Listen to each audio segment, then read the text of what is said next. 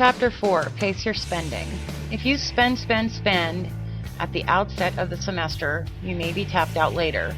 Give yourself a spending limit for every week. Stick to it and you won't have to eat hot dogs or macaroni and cheese day after day in December.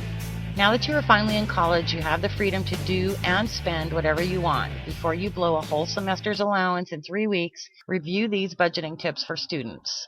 Keep close track of your spending. Make sure to write down every single thing that you spend on and how much it was. At the end of each week, review this list and you will find that by keeping track of your weekly spending, you can identify your spending trends.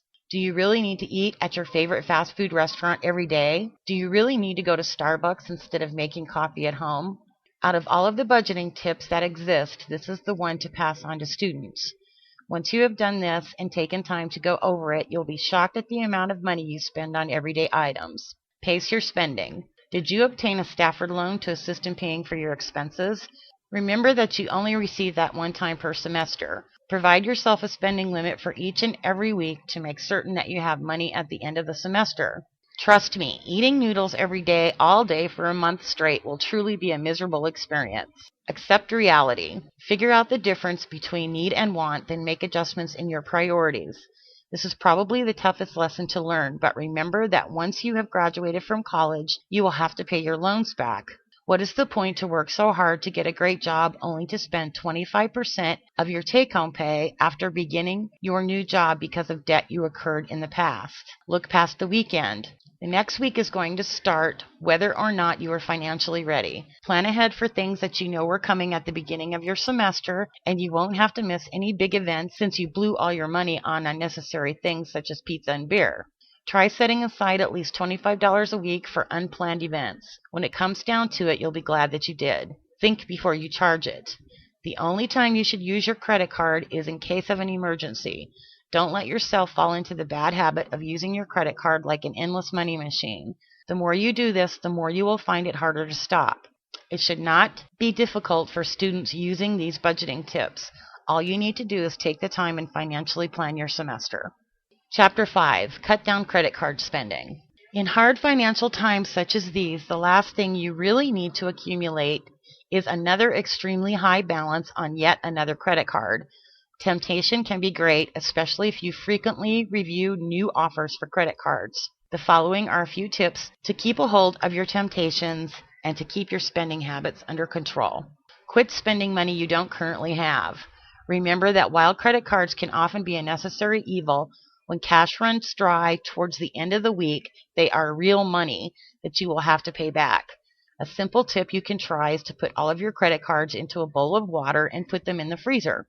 Once the time comes that you wish to make a purchase, you'll have plenty of time to evaluate how badly you actually need the item while the cards are thawing out.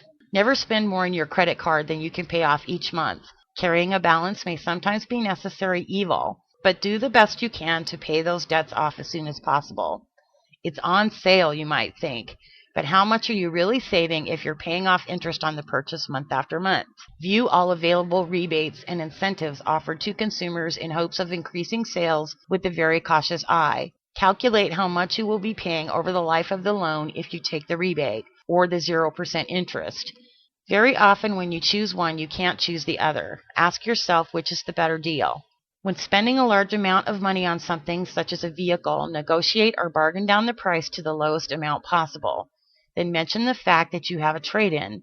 If you have the sales manager calculate the price he or she can give you for the trade-in before you've settled on a price you'll pay, the cost of the item you're purchasing may not be as negotiable. In effect, you're not getting the best price for either your trade-in or for your purchase. You might even be paying them to take over your old item. Whenever possible, pay for it in cash.